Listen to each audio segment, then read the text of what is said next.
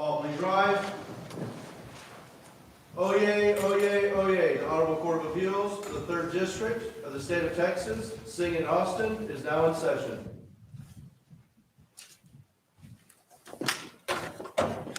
Good morning, y'all. Y'all can be seated. Thank you very much. Good morning. Well, welcome to the 3rd Court of Appeals, the entire 3rd Court of Appeals. We're glad to have you all here. This is cause number 032058CV, Bertucci et al. Versus Watkins et al. And the entire court does welcome you, and we recognize that this is a unique experience for most of us. I was conferring with Mr. Kyle earlier this morning. In 17 years, there's never been en banc oral argument.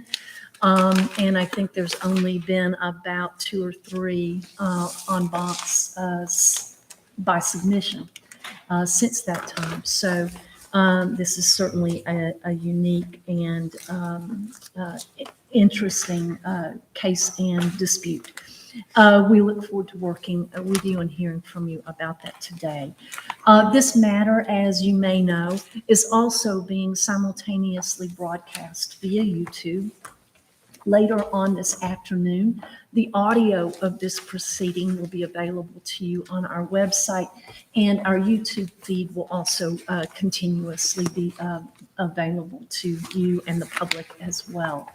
I'd like to remind you of the timing mechanism that we have here. I understand that the appellants are going to take 15 minutes for their opening.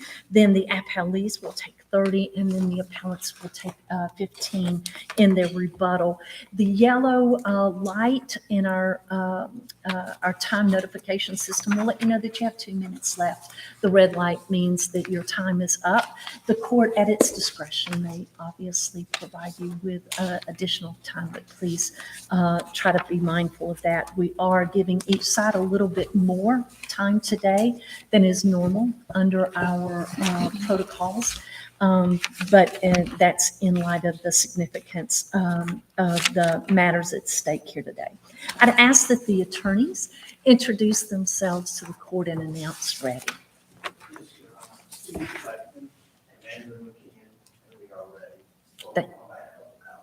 Thank you. Good morning. I'm Dawn Greenberg Travers on behalf of the appellee Gene Watkins and with the counterparts Timothy Ziger. All right, wonderful. Thank you very much. And with that said, we call the case, and Mr. Fleckman. Certainly. Your Honor, we have provided a handout this morning. I hope that it's available. I'm going to begin by addressing jurisdiction. I know that we have been quite accustomed to the idea that interlocutory orders are not final, but we have Supreme Court precedents. The issue of concern to the court panel had been that there had been a severance of an attorney's fee claim in the case, and that was part of the Theft Liability Act claim that had been resolved on summary judgment as part of the final judgment. The parties share a common view that their stipulation resolved the severed attorney's fee issue and has eliminated any impediment to the exercise of appellate jurisdiction here. May I jump in on that very question? As I view the stipulation, it doesn't discuss Bertucci's status and his derivative role on behalf of the companies. Does this resolve all attorney's fees issues? It does. What if he's in both his derivative and his individual capacity? Yes, Justice Goodwin, it's a global agreement that the only attorney's fees that will be awarded are identical for each side, and no further application for attorney's fees will be made nor adjudicated. I will briefly address the Supreme Court precedents because they may be of concern to this court. The Supreme Court precedents of Pierce, Schieffer, Lehman, Elizondo, and Bella Palma The And latter Mr. two. Flatman, may I ask one thing before you do that? And I really appreciate that you're going Sure. to make that clear. But could you also, in addressing those issues, address the issue of, does it make a difference that it's a jury trial versus a summary judgment? I noticed some differences in the precedent related to that. And does it make a difference at all that this is arising from a probate proceeding?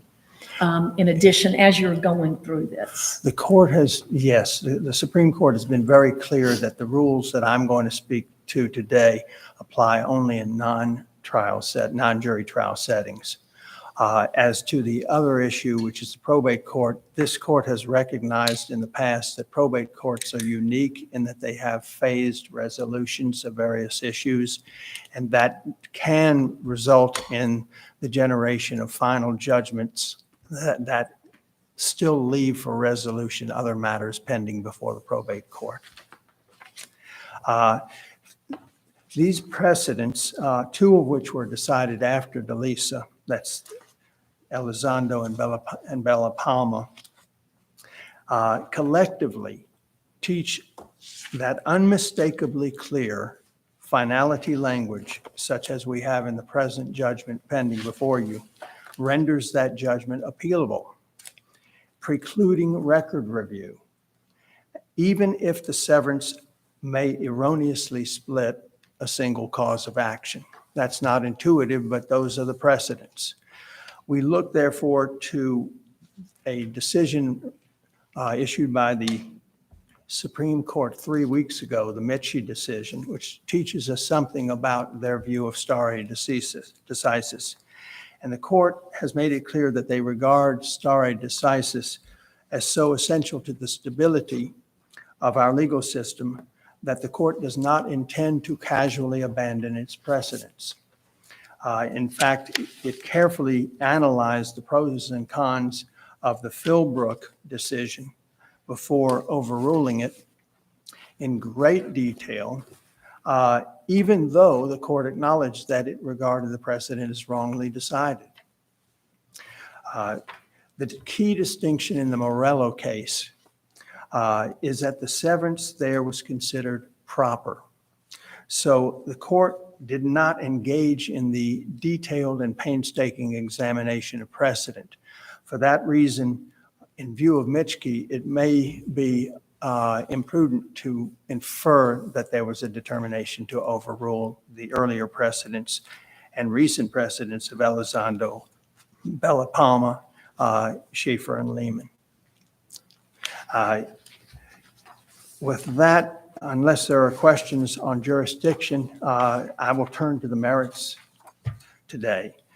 Well, let me just ask you, Mr. Fleckman, just to talk about Morello. So if you don't think that they are implicitly overruling Pierce and the progeny, then what does that mean? What did the Texas Supreme Court mean when it said clearly jurisdiction can be brought up in appellate, whether, it was brought up in the trial court? There is unquestionably an implication in that sentence that that jurisdictional recognition that jurisdictional challenges can be brought up at the appellate level. No question about it.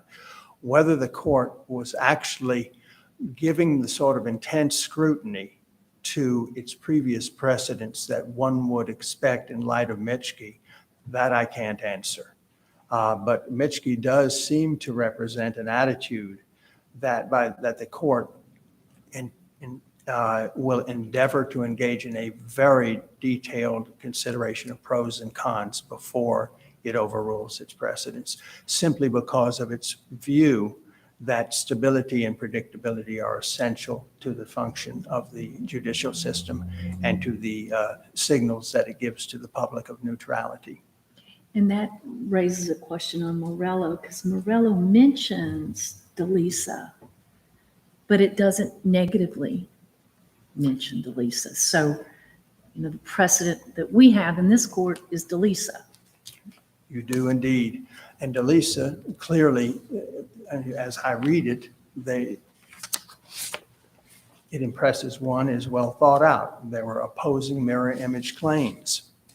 So I can't necessarily tell you that I can square it with Elizondo, but it appears that the Supreme Court has decided over the years that two things, essentially. One is that the jurisdictional issue should be determined on the face of the judgment, and that record review is precluded if the language of the judgment is unmistakably clear as to finality.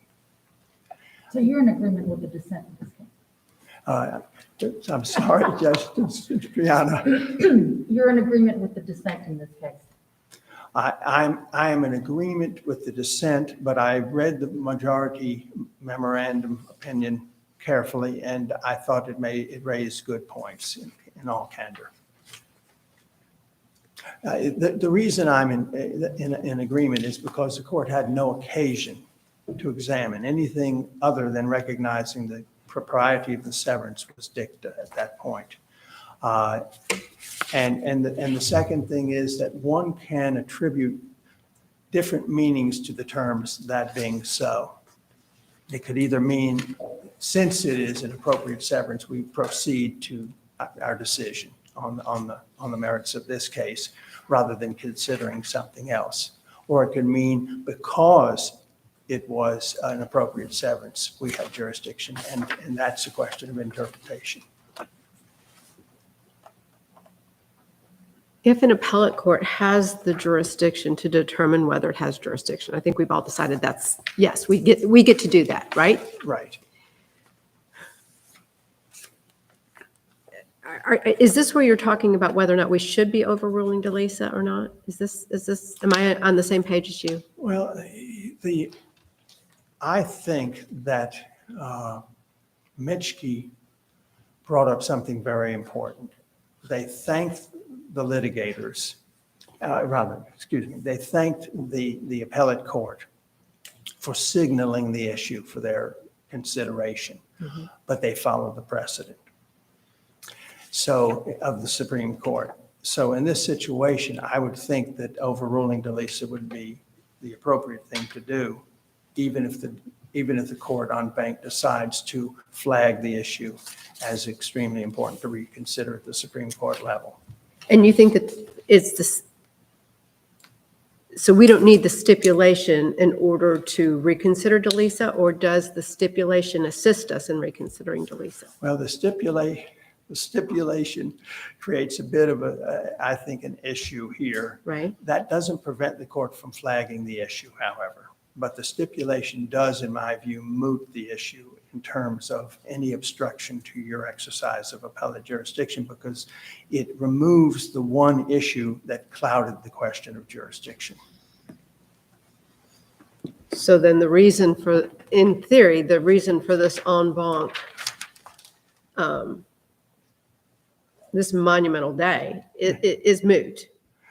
It could be perceived as moot, but it may be helpful still to flag the issue. Let me ask you about the stipulation, because even in y'all's joint motion where you talk about the stipulation and assuming that the derivative and the individual capacities, those things are all resolved too. In y'all's joint motion, you suggest the stipulation removes any possible jurisdictional impediment that may have existed. And then you cite a bunch of cases, and then you talk about in your parentheticals what the appropriate remedy is in that instance. And it's abatement. Isn't abatement to the trial court for resolution of what remained, isn't that necessarily instructive on whether or not this is a jurisdictional impediment or not? Justice Goodwin, the cases from the Supreme Court say that two things. One is, those cases seem to say that even if there is appellate jurisdiction, the Court of Appeals still retains its ability to set aside an erroneous severance. So that is an avenue that's available to the Court of Appeals.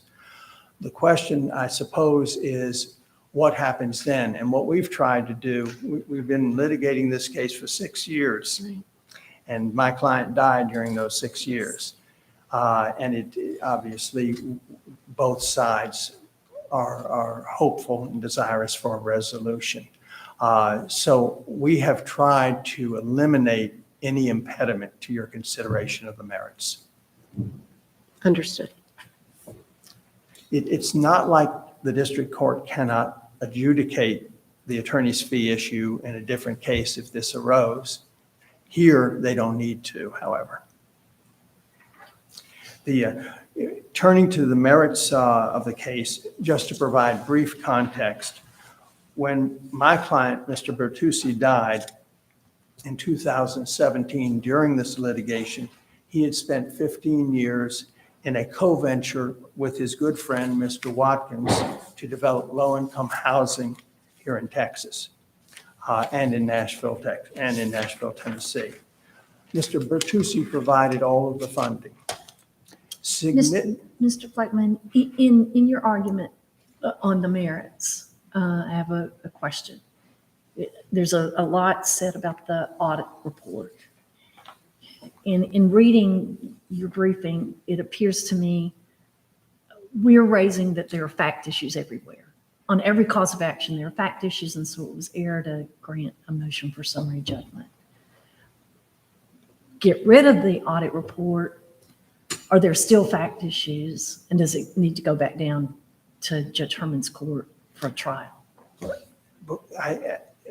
Very interesting question, and I think the answer to that is it should go back down in that event, and let me say why. Either way, with the audit report or without it, or in both instances? Well, I think it needs to go down in both instances. First of all, the audit report has two aspects to it. One is that it purports to be a Rule 172 audit report, but in our view, it does not have the elements necessary to qualify it. It nonetheless could become a material expert report. We challenge its compliance with the principles that the Supreme Court and other courts have laid out for expert reports. But that doesn't mean that our opponents don't get an opportunity to present that evidence. So even if it is regarded as not being an audit report, it sheds light on a key issue here. There are defenses of limitations that have been challenged, and credibility is enormously important here because I have a decedent as a client, and he cannot speak and he cannot contradict many of these statements that are made about his understandings and agreements along the way over this 14-year period. So if this went down, in other words, I'm not sure, in candor, I'm not sure that the Rule 172 audit report is the end of the hunt for my adversaries. I think that they still have a right to a trial, even and we have a right to a trial on credibility issues and on numerous fact issues. I probably won't be able to get into all of those fact issues, but they're laid out in our briefing.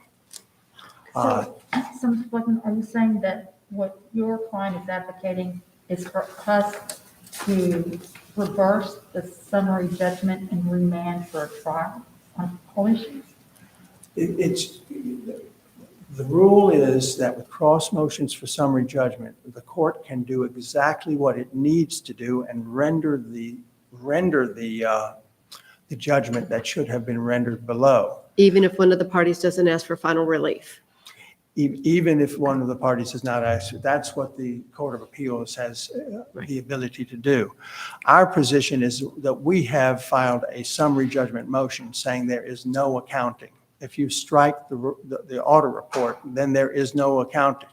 We have said in our motion for summary judgment that Mr. Watkins occupied a fiduciary position for any of various reasons, including the fact that he was the custodian and control person of the monies. And he elected, whether he was assigned it or not, or it was just delegated to him by agreement, he elected to do the accounting for this business. And so if he elected to do the accounting for this business, then did he provide appropriate accounting? So what could be missing from the unverified report or shown from the low-income housing credits that you didn't already have through those public filings? And what does that do to the discovery rule? And Barry? I'll get right into that. There's a lot of background that would be helpful, but I'm going to just synthesize it. The key things that I think would be helpful to know about this case are, number one, Mr. Watkins contends that he did provide accounting through the years to Mr. Bertucci. So taking that on its face, the question is, was it accurate accounting such that Mr. Bertucci could have, number one, understood that there were misappropriations from the account, or at least been on notice of that? The only two spreadsheets we have from Mr. Watkins that he identifies in his summary judgment record as being contemporaneous are 8 years, cover 8 years of the venture. And he claims he showed those to Mr. Bertucci. So answering your question, if you look at those spreadsheets, as we have discussed in our briefing, you will find that they conflict with the 2018, what I call litigation spreadsheets that Mr. Watkins developed once he was in litigation. And they conflict in material ways, which raises a key fact issue, not only as to the contradiction between the spreadsheets, but also as to the credibility of the witness against Mr. Bertucci. Mr. Fleckman and Justices, if you don't mind, I'm going to put a pin in that because you have another question? I don't think I got my question answered. It's maybe basic for me, but obviously not a clear answer. What is it that you're asking this court? Are you asking us to look at the competing summary judgment motions and rule and render? Or are you saying it needs to go back? And if it needs to go back, for what reason, for what control? So I'm going to give alternative answers. If you conclude in looking at our motion that there is no accounting and that Mr. Watkins occupied a fiduciary position by reason of his control of the funds, then I think you are enabled by this record to reach a final decision in favor of the Bertucci family and the Bertucci estate. If you find facts, including whether they are simply based on the presumptions that the summary judgment rules impose, or because of credibility, if you find fact issues, then a remand is warranted. And Judge, does that satisfy you on this point? I just want to make sure that we give Ms. Block her adequate time. Absolutely. Thank you. Thank you, Mr. Fleckman. We'll get back to you. Thank you, Your Roberta. Honor. Thank you. Ms. Block.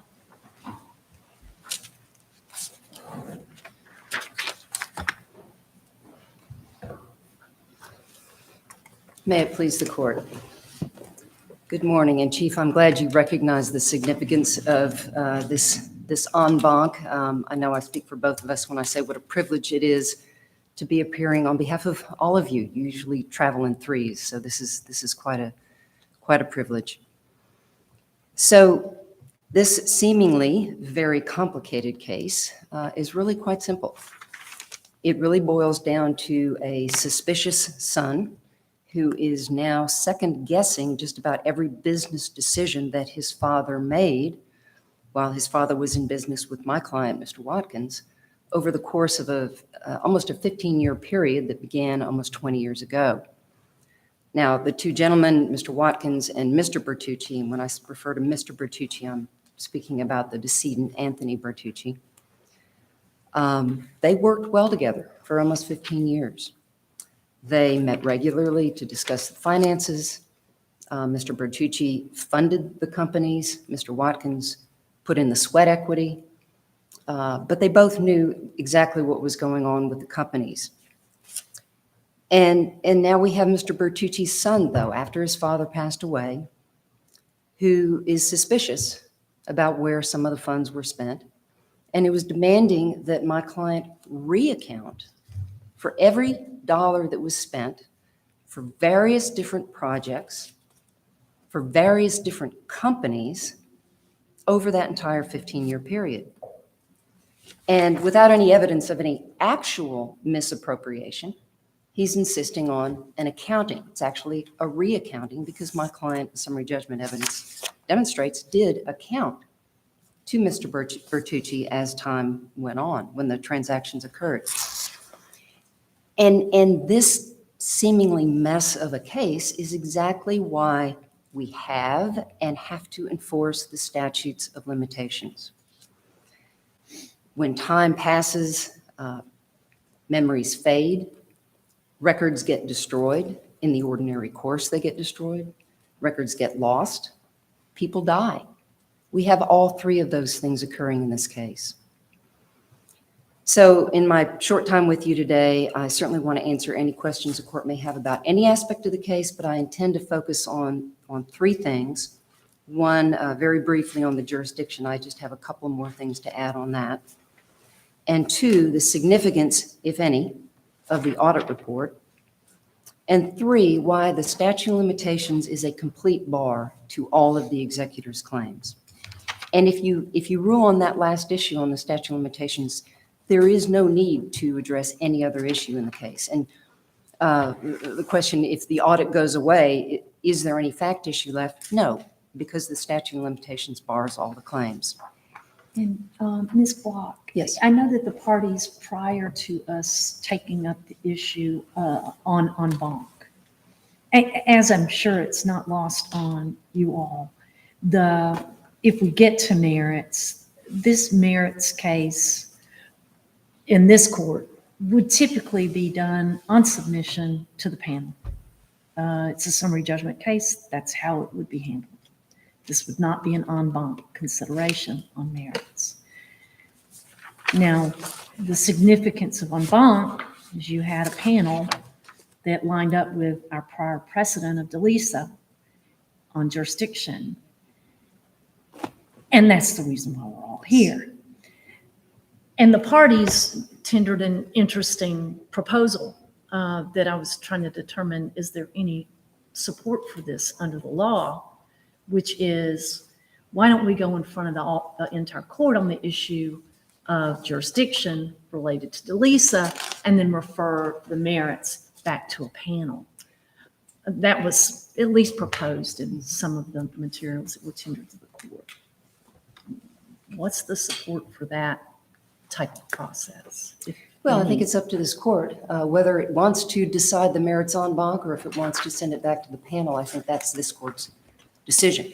We are sitting here en banc primarily to address the jurisdictional issue. And, you know, I certainly agree that the stipulation about the attorney's fees, which was the only issue that was improperly severed, mooted the jurisdictional impediment. But this court sitting en banc, I submit to you, should take the opportunity to look at DeLisa, consider whether or not it should be overruled. And if the court en banc decides that it should take this opportunity to do that. And that would bring this court's precedent in line with other courts that have addressed the issue and in line with more recent Supreme Court precedent. And Mr. Fleckman mentioned some, I think he mentioned the Elizondo case. I think that's the key case. The Supreme Court has instructed you only look to the clear and unequivocal language of the final judgment. And if it's clear and unequivocal, you do not look to the merits. So you don't look to the merits first, decide that there's a jurisdictional impediment, and then dismiss the rest of the case. You just look to the final judgment. This one was clear and unequivocally final. It gave the court jurisdiction over the entire case, all of the merits. And again, if the court wants to send the merits back to the panel, that's up to this court. The letter of instruction to counsel asked us to address both.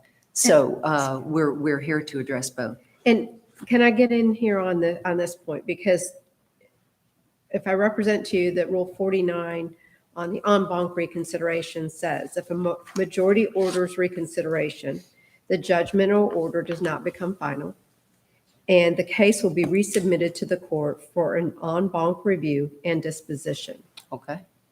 And so that additional language, does that suggest, does it go back to the panel? Does it stay with the en banc court? That sounds like you, all six of you are entangled in the merits. So let me address those. I will note two things in the Mitchke case, which was this part of the supplemental authority we submitted earlier. This is back on jurisdiction. The Supreme Court says, and I quote, "We have repeatedly reversed courts of appeals for deploying unduly technical readings of the rules to block merits consideration." And then in a footnote, the court says, "All courts, regardless of the procedure used, should still make clear when they are repudiating their own case law." So the Supreme Court is suggesting this is a great opportunity to do that. And Counselor, before you get into the merits, when you're going through the three things you're going to talk about, you did mention the waiver of the derivative claims. Are you going to address that, the derivative claims? I the don't waiver? intend to. I don't have much time. There's so many issues, and we intend to rely on our brief on those. But if you have questions about it, I can. Well, yeah, just one basic question. I mean, were you prejudiced or misled by the omission? We were surprised. I think it comes down to a briefing waiver issue, and I understand courts are lenient on that, but I think the word derivative capacity only appears once in their brief, and the entire brief doesn't distinguish between the claims. It certainly doesn't distinguish between the entities. But there are certain legal principles that apply, for example, to the claims brought in an individual capacity by the executor on behalf of the estate, on the one hand, and the derivative claims that are brought in his capacity in a derivative capacity on behalf of the companies. And their brief just mixes and matches and lumps them all together. So to that extent, I think that's one of the things that makes this case more complicated, is that we don't really have a clear delineation from the appellant. What legal principles do they believe apply to which parties that would give them the relief that they're asking? Same question then on the stipulation, because the stipulation I didn't think addressed both issues. I don't think that the stipulation that entered into. And I agree with Mr. Fleckman that the parties intended, and I think we're both representing to the court that it did Okay, intend to address both individual capacity and and derivative derivative. capacity. Okay, thank you. Ms. Block, if I could Yes. shift to statute of limitations. You bet. You previewed that just a moment ago. So in the traditional summary judgment, based on statute of limitations, failure to raise the fact issue under the discovery rule. So you argue that the discovery rule cannot protect the estate because Mr. Anthony Bertucci should have exercised due diligence by inquiring into TCB's account balance or activity. And in your brief, you cite as support ViaNet, which involved parties to an insurance contract. But isn't this relationship here different? Isn't the relationship here different than the contract-only relationship in that case, since they were co-owners in BW and not simply contracting parties, right? Yes. Do you have a better case to support your argument? Well, the Berry versus Berry case is a good one. Again, recent Supreme Court authority. In that case, one of the plaintiffs, I think Mr. Berry, he was both a beneficiary of a trust and a co-trustee. So he was both owed duties and he owed duties to the trust. And the court talks about what are the responsibilities of the party to make reasonable inquiry and to be diligent in discovering if there's any wrongdoing. And the fact that Mr. Berry was a beneficiary did not absolve him from his responsibilities as a co-trustee to be aware of what was going on with the trust. So I submit to you that that's a case that more closely speaks to our situation. And we acknowledge that there were fiduciary duties owed by both parties to the entities. Mr. Fleckman mentioned a venture. There was no co-venture. There was no joint venture in the legal sense. The parties were very, very careful about setting up corporations, LLCs, limited partnerships. It is very clear that they did not have a joint venture in their individual capacities. So there were duties that were owed to the companies, but both of them owed those duties. Also on the statute of limitations, on the failure to defeat limitations under CPRC 16069, who bore what burden under that statute? Did Bertucci need only raise a fact issue under it? Who bore the burden? Okay, let me think through this. Certainly, we're the movant under traditional motion for summary judgment. So we bore the burden of establishing that statute of limitations barred the claims. They claim 16069 revived them and saved them. And I'll submit to you, there aren't any real fact issues that go to that. It's really a legal determination as to whether or not that statute saves the claims. And let me just jump right to that. In order to be revived under section 16069, two things. The counter plaintiff that is attempting to revive the counterclaim must already be a party to the action. And that's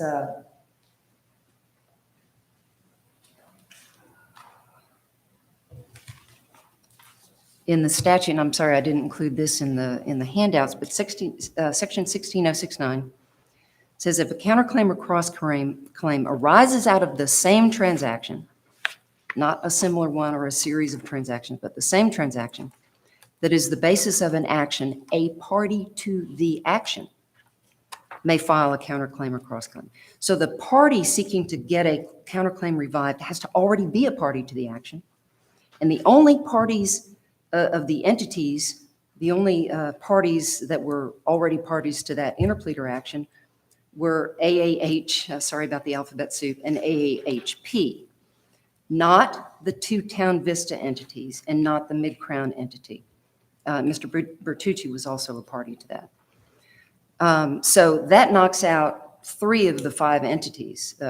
As a matter of law, they can't take advantage of 16069. But then the other part of that has to arise out of the same transaction or occurrence. And these clearly didn't. The interpleader action began after the sale of 4 properties by, some of them were owned by AAH, some of them were owned by AAHP. Again, Town Vista, Mid-Crown, not involved in that whatsoever. These were raw, undeveloped lands. They never did develop these properties into the low-income housing. They bought the properties hoping to do that, but then they decided not to do that. So they sold the properties at a significant profit.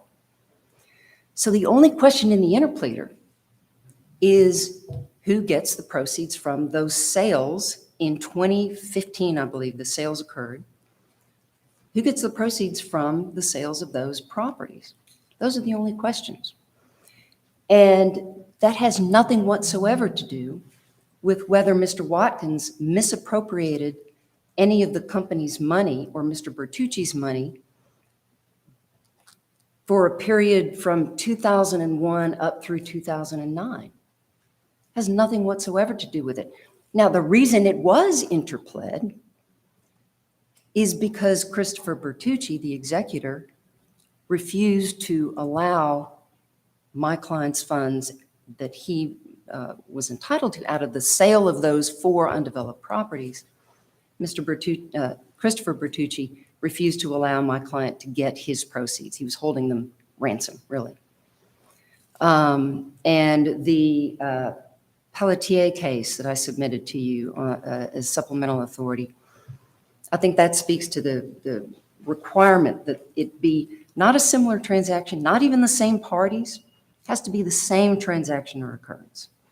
And in fact, the Pelletier case mentions another case that I think came out right around the time our brief was filed, and I apologize for not including this as well, but the Pelletier case mentions a T&C Construction versus Brown Mechanical Services case.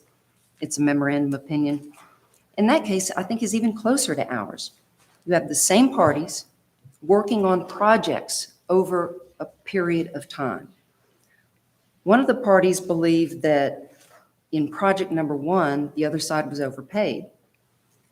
So along comes project number 2 years later, and the party that thinks the other one was overpaid withholds some of the funds, saying, well, I overpaid you in project 1, so I'm not going to pay you all I owe you on project 2. So the other side sued on project 2, saying, pay me the money you owe me.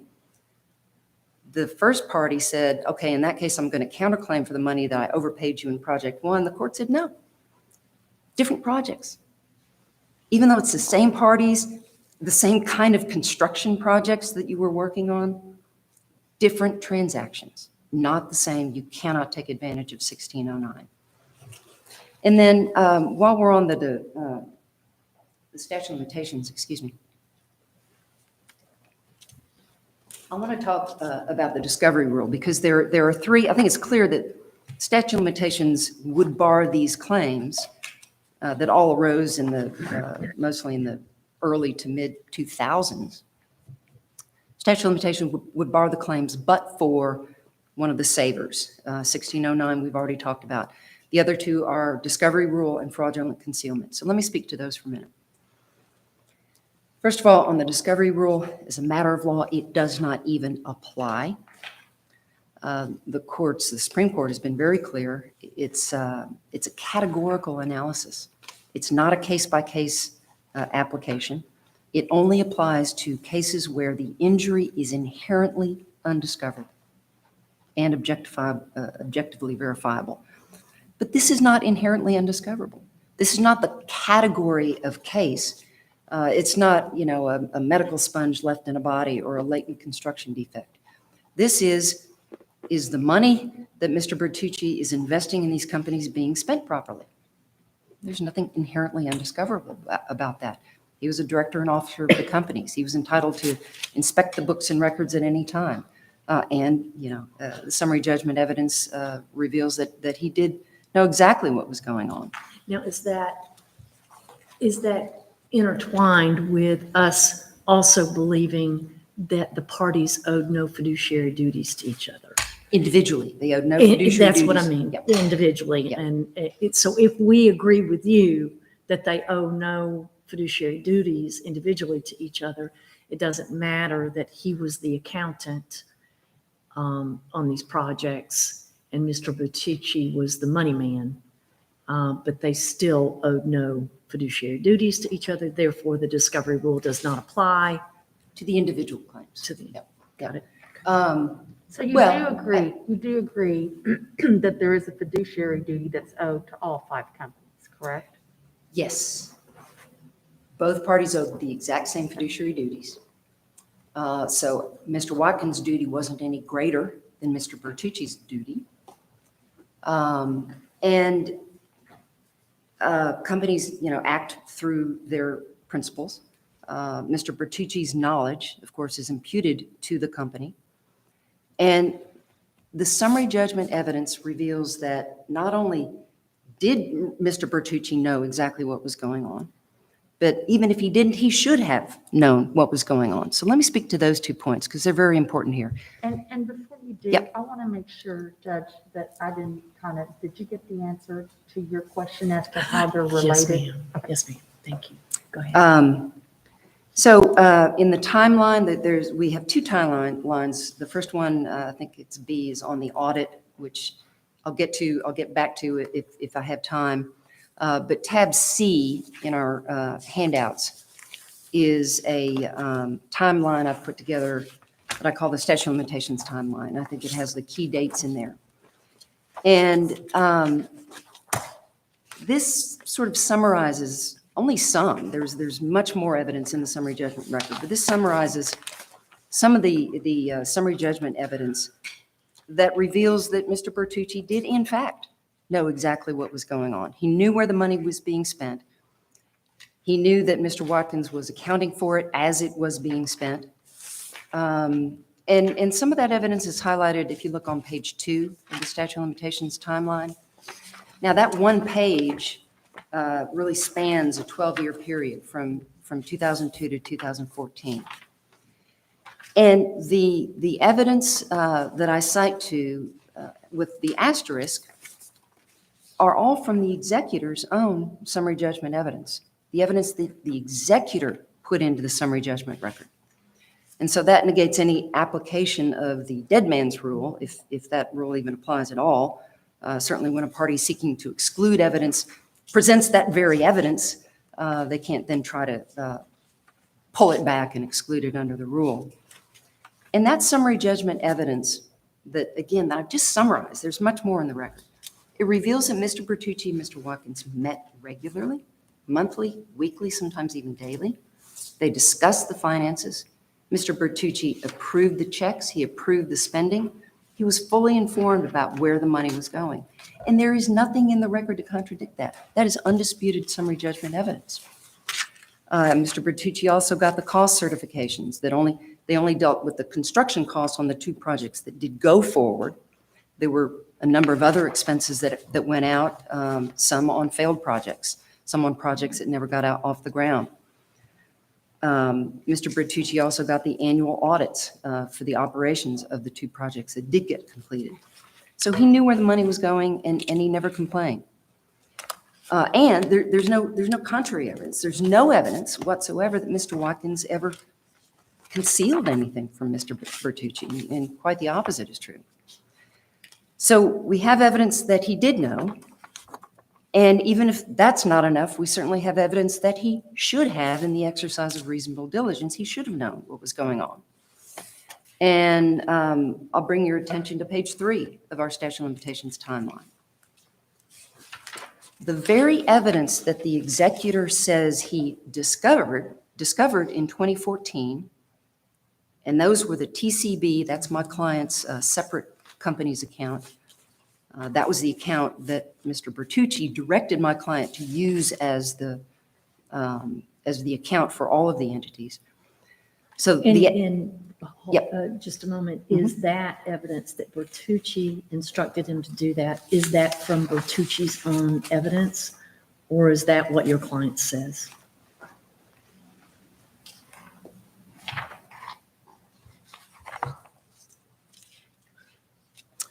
I've got let's see, it's the top of page 2. Bertucci's insistent Watkins used the TCB account to deposit Bertucci's capital contributions and to pay out expenses. I've cited Clerk's record. the clerk's record 2468 with an asterisk, so that is from the executor's summary judgment, and also 3101. Honestly, I can't remember what those are off the top of my head, but I believe it's in his summary judgment evidence as well. Thank you, counsel. So the evidence that the executor says he fortuitously discovered in 2014, it's the bank records that had been in that storage unit since 2006, and Mr. Bertucci had access to that storage unit. And in fact, the evidence reveals that he had accessed it in the past. He even kept some of his personal items in that storage unit. Ms. Block? Yes. So it seems to be there's a significant dispute between Anthony Bertucci and Watkins as to who controlled BW companies and how they allegedly controlled them. Who's the, who is in control of the company? I know this is something in dispute. So what standards should we apply on this question of what constitutes control of an entity or a business? Well, first of all, let me correct you. I don't think there was any dispute between Mr. Anthony Bertucci, I'm sorry, I say it wrong, and Mr. Watkins about that. There's a dispute between Christopher Bertucci, the executor, and Mr. Watkins about the control. But either way, what standard should we apply if we're looking at, are there factors we can look at to say, okay, check, this is somebody who's in control of an entity or a business when evaluating that issue? You have to look at the organizational documents. You have to look at the bylaws. Who is a director? Who is a manager of an LLC? And it's undisputed that they both were directors. They both were officers. Mr. Bertucci was the president of some, if not all, of these companies. Mr. Watkins was vice president. They were both on the board of directors. And a director, an officer, a manager, they all owe fiduciary duties to the organization, and they cannot abdicate their responsibilities simply because someone else has agreed to handle the books. So control is governed by the governing documents. And again, these two sophisticated gentlemen were very careful about setting up corporations and very careful not to ever engage in a partnership between them individually. So that's where you look to see control. So I want to get back to the should have known, because I think this is really critical. We cite to evidence in, again, I think I'm on page 3 of our statute of limitations timeline. And it's down at the bottom of the page. This is a record cite from Mildred Bertucci's deposition, where she acknowledges that after reviewing the records from the TCB, I think it was the QuickBooks, some QuickBook accounts and some boxes of TCB records that Christopher Bertucci got out of the storage unit that Mr. Bertucci had access to all along. After reviewing those records and, quote, other information we had, close quote, the Bertuccis were able to conclude that Mr. Watkins had allegedly committed the acts that they complain about in their petition. I think that ends the discussion. They acknowledged that once they got the information out of the storage unit that Mr. Bertucci had access to all along and put it together with other information that they already had, they discovered these alleged misappropriations. Mr. Bertucci had that information all along. And again, it's not just access to the storage unit. The evidence reveals that he knew what was going on. He met regularly with Mr. Watkins. These two gentlemen sat across from each other at the table, discussed the finances. And it really is, this sounds simplistic, but it really is as simplistic as math. It's money in, money out. Mr. Bertucci was funding these companies. If he had any question about whether or not the funds that he invested into these companies was being spent appropriately, he could have and had the responsibility as an officer and director of the companies to make inquiry if he didn't think they were being spent appropriately. And if the math ever didn't add up, he could have and should have inquired about it. And in fact, the record shows that there were times when there was a shortfall in the account, in Mr. Watkins' TCB account. And Mr. Watkins had to cover the shortfall, cover the shorts, the deficiencies. And during those, whenever that happened, Mr. Bertucci injected some additional funds. If you ever had any question about why there was a shortfall, he was on notice. He should have and could have inquired about it. But honestly, the truth is that in the 15 years or 14 years that these two gentlemen did business together, Mr. Bertucci never had any reason to suspect any wrongdoing because he knew exactly what was going on. I do want to talk, I've just got a minute or so, I want to talk very briefly about the audit because it is such a big part of the appellant's case. 3 things I ask you to keep in mind about the audit. Number 1, it is conclusive. Number 2, it is admissible. And number 3, it is irrelevant. It is irrelevant to the summary judgment issues, to whether or not my client's summary judgment was properly granted. It's conclusive because the executor failed to timely file any exceptions to it. That's very clear under, again, the audit timeline is included in the handout materials as tab B. Failure to timely file exceptions goes to the conclusiveness. Admissibility is a completely separate issue.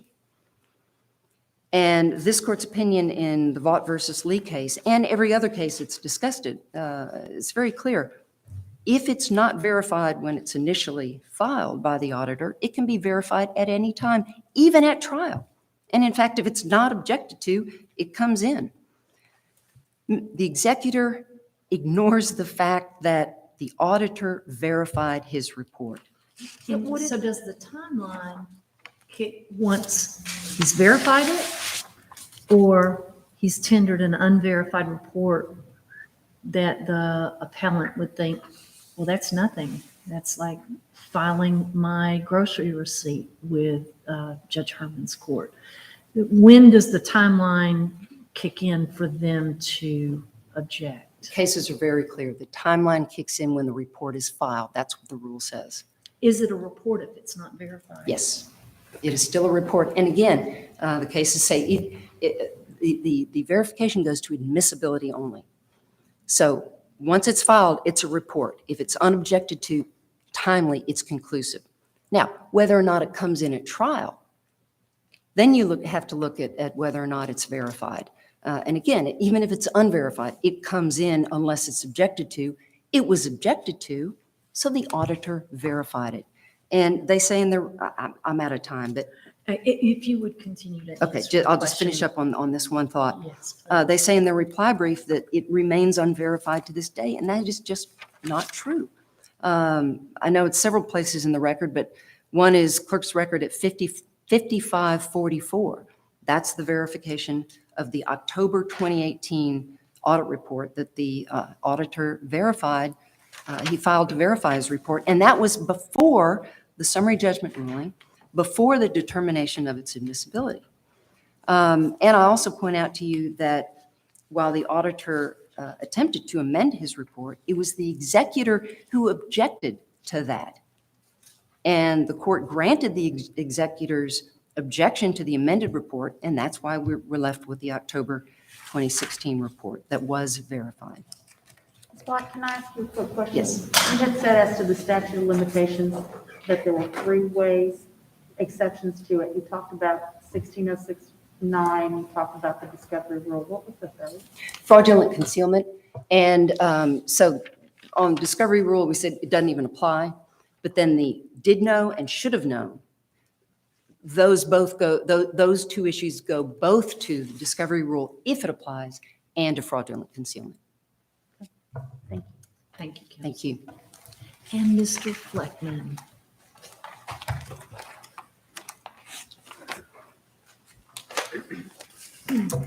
I would like to echo Ms. Block's expression of gratitude to this on-bank consideration. Thank you for this. I've got a lot to unpack here. Mr. Fleckman, before you unpack your luggage, I asked a question of Ms. Block about what standards should we apply to this question of what constitutes control of an entity or a business? Do you have any standards we should apply for evaluating that issue, since your argument is that Mr. Watkins is in control of the finances of the business? Mr. Watkins was subject to fiduciary duties by common law and also subject to fiduciary duties under the corporate statutes, our business organizations code. The partnership, of course, there are 2 limited liability companies, 2 corporations, and 1 limited partnership here. All of the limited liability companies, both of the limited liability companies have responsibilities, fiduciary responsibilities to file, to maintain records, to keep records. That's under the Business Organizations Code because every filing entity must maintain records. Mr. Watkins is the one who elected to do that as his sweat equity for the 40% he got in the venture. But isn't that duty to the companies, not to necessarily to Bertucci? I'm sorry, Justice Triano, just, I had COVID last week, so I am being really, really careful. And Absolutely. my colleagues are appreciative of me wearing a mask. absolutely.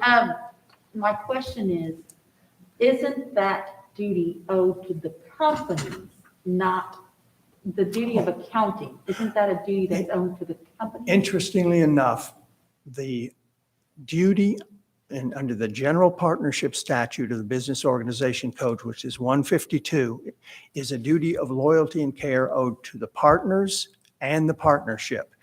That then is extended to limited partnerships under Chapter 153. So those responsibilities, both equitable and statutory and common law, govern limited partnerships as well, limited partnership relationships as well. The duties are owed from one partner to another as well as from one partner to the entity. It is true that there are remedies under the derivative action statutes. Let me point out, in connection with the 16069 discussion, that Mr. Bertucci had rights and remedies that he asserted in that interpleader action in the district court initially in 2016. Those rights included the Theft Liability Act right that he had. They included his partnership right that he had, and it included his limited partnership rights that he had. I'm sorry, his limited liability company rights that he had. I will simply say this about that entangled issue in the 16069 question. Mr. Bertucci comes in as a timely litigant. And by the way, he filed this lawsuit. It wasn't his son who filed this lawsuit.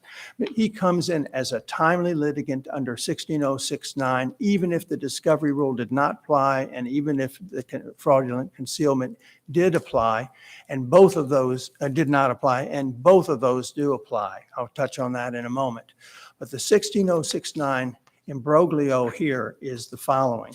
You've got complete commingling of all of the documents and all of the monies between these 5 entities. There is, at that point in time, 2016, no way to unscramble the omelet. None. Even Mr. McIntosh, who audited, said he had no way to trace monies to any separate company whatsoever. They had all been commingled in Mr. Watkins' financial account, the TCB account. So then the question is, who has standing at that point to raise it by counterclaim? Well, they are melded entities at that point. They are fused together. Let me address this question about the sale of the property in Nashville, Tennessee. That is absolutely half the issue. The money came back from Nashville from the sale of the properties to the AHP entity. That is true. What Ms. Block has not explained to you is that the monies that went into the development of that project and the purchase of the property are all, much of that was funded through the Texas Community Bank account. So you had essentially commingled funds going into the project. You can't unscramble them when they come back. They belong to all 5 entities. All of the entities were funded by Bertucci at with the same infusions of money. Let me also say 16069, to answer the question of the panel, 16069 has to be negated by the movement for summary judgment. That's the rule. And the case law is clear on that. So you just have to raise a fact issue. Just have to raise a fact issue. Now, I've never seen a 16069 case that involved entities that had been commingled to the point where you couldn't separate their identities. So we did what should have been done. We named them all as potential beneficiaries of the monies in the registry court of the court. Moving from that, there's something that I think is critically important, and I'll reemphasize it, and that is even Ms. Block has said that Mr. Bertucci was very content and had no reason to be concerned about his infusions of money into Mr. Watkins' TCB account. We don't disagree with that. He had no reason to know what was going on. What Mr. Watkins says, and I put it in one of the tabs, is that he is the only, I think it's tab 17, he is the only person who had any knowledge of what went into and what went out of that account. Mr. Plickman, my apologies, how do you respond to Ms. Block's contention that Ms. Bertucci indicated that once they saw the records in the unit and couple that with other information that the Bertucci's already had, they concluded about Watkins' actions? Well, let me point out on that very issue, the lawsuit was filed within 2 years after getting access to that storage unit. Now, it's been presented to you as though the storage unit was easily available, number one. It was locked by Mr. Watkins, and he had not provided the key to Mr. Bertucci. Number two, Mr. Bertucci was on dialysis at the time. The last thing he was capable of doing was foraging through boxes in a locked storage unit. The third thing is that he had not previously had reason to suspect that his friend was stealing from him. And the documents that we have identified in our briefing show exactly what was going on in terms of the theft. Now, on that issue, let me point something out. We finally got the TCB documents after 4 years, between 2014 and 2018, of trying to get those documents. 4 years there was concealment. Here's the concealment. Number one, Mr. Watkins said, "I will not produce those documents. They are my private records." That was false. Number two, we went to court in 2016, halfway through that period. We asked the court, the district court, to grant us a motion to compel. Mr. Watkins put in a false affidavit under oath stating that the only monies in his account, his TCB account, were his side of the, essentially, his side of the fruits of the venture. The only monies in that account were his side. He then said in an email that I have provided, I think in one of the tabs, he said in an email that there were no mixed funds, no commingled funds in that account. That was false. A year later, after he made, or some years later after he made that statement, I got him on cross-examination in open court, in the probate court, and I finally got him to recant and to admit that $2 million of Mr. Bertucci's funds had gone into that account. It was mixed from the very outset. But Mr. Fleckman, going back in time, before what happened in the probate court, the appellee's brief raises deposition testimony about how Mr. Bertucci was hands-on with the business, he had access to TCB's records. So don't these circumstances necessarily require that he keep up with TCB's balance and activities? And to your point, if he gets stonewalled and he's not provided a key and he's not provided these other things, doesn't he have to press his rights, as a partner in the business to get that information and not just let it be? Justice Kelly, he did press his rights. He hired a law firm, not ours, but he hired a law firm to try to get those documents from 2014 on when he first got notice. That's the discovery So point. 2014 is the first time. That is the first time. And let me go back to those two exhibits. I said I and Jay in their summary judgment exhibits are important. And the reason they're important is because they don't show any of the misappropriations at all. And that was what he was sharing with Mr. Bertucci to persuade Mr. Bertucci that, as he said in his email, in which I've added in this handout, I have maintained all of the accounting records. I have everything that went through the TCB account, and I am mindful of my fiduciary responsibilities to the family. That's what he said. He, even after the litigation, refused to produce the TCB documents. In the probate court, I had finally to get an order again. I was able to get an order against him when I got him to admit that they were mixed. He had instructed all of his banks not to comply with our subpoenas, so our subpoenas went unanswered. He did everything he could do to conceal those records from Mr. Bertucci. Another point I want to make, if you look at the way this thing has, and this is one of our, I've just given it to you as an example, but it is a tab in our handout showing a very, very methodical analysis that we did of his records and how he went about essentially embezzling money. And what it shows in tab 9, we give every benefit of the doubt to him, every benefit of the doubt. The money that went into his account, basically, as Bertucci was providing it, he was taking it out. But he wasn't taking it out simply by cutting checks out of the TCB account to pay his personal bills. He funded it to his Amex account and paid personal bills through the Amex account. He funded it to a Bank of America account that he owned, and he paid his personal bills from there. So someone looking at the TCB account records would not have known. Another point, when we essentially confronted him with a fragment of his QuickBooks records showing what had happened in the TCB account, and it indicated it was a QuickBooks record. And that's what Mr. Bertucci's son found in that, in happenstance, fortuitously found in that storage unit. That QuickBooks record was 1 year, 2005, and it gave us an idea that there was, in fact, misappropriation.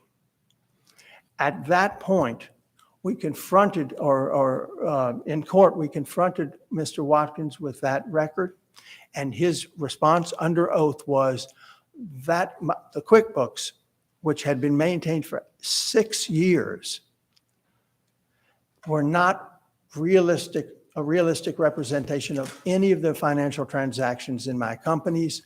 And he said they were merely a hypothetical experiment. Who keeps a hypothetical experiment of detailed QuickBooks records for 6 years? Everything that Mr. Watkins did was an attempt to conceal and withhold from Mr. Bertucci. His attorney said before the litigation, I'm not going to turn over any of our bank records without an order requiring us to do so. Mr. Fleckman, you say that all this discovery occurred in 2014, but the business had been going on for years and years. And you do agree that Bertucci owed a fiduciary duty to the entities, correct? Well, but I would qualify that. I'm going to qualify that. Mr. Bertucci has a right to rely on his controller. And that's what Mr. Watkins chose to be, was his controller. And Mr. Watkins assured him that he was maintaining the books. And he showed him, and again, if you take a look at the exhibits I and J, here's what they don't disclose. They don't disclose $475,000 that Mr. Watkins is now claiming he was entitled to in compensation.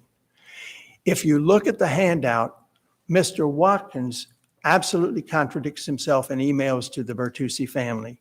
He says to the Bertucci family, for 15 years, I have worked without compensation other than the amount that Mr. Bertucci had taken, which was $39,000 total over a 6-month period. So you have absolute concealment. You have a discovery issue here. All it takes, they have to negate completely the discovery rule on summary judgment. If there is a fact issue as to discovery, the time of discovery, or what keyed the discovery, then there is no summary judgment on that issue. The same is true on 16069. They have to negate. The logical relationship rule under the Wells case was misquoted to you.